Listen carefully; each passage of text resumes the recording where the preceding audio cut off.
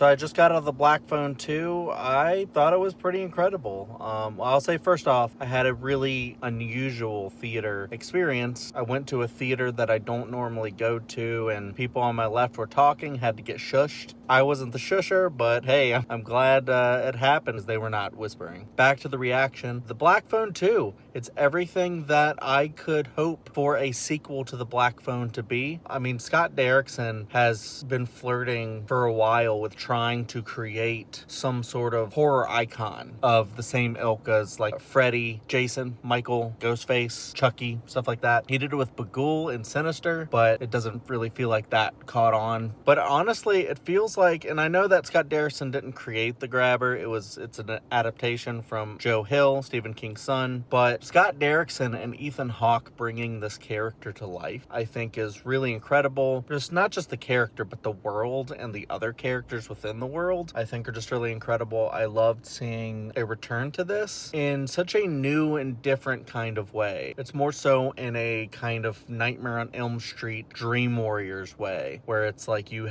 need to harness your dream power kind of a deal. Don't want to get too much into spoilers, but the way that this is constructed is very different from the first movie. It still involves talking on black phones and talking to the deceased in more ways than one, but I love how this is also about not getting rid of your inner trauma, because I don't think that's really possible, but overcoming it and like learning to live with it and not let it consume you and control your life, and helping to see the bright side and see the good in people and see that you can help, and even in small ways other people gain closure. And I thought it was particularly scary. Scott Derrickson is very good at using this film, the Super 8 kind of footage like you see in the Sinister with the snuff films and Sinister. He uses the same thing a lot in the two Black Phone films, and here he uses it to even greater effect. Such a really cool device of storytelling, and it just really made me tense. I loved the movie. I think it was really effective, and I can't wait to rewatch this. The Black Phone 2 is incredible.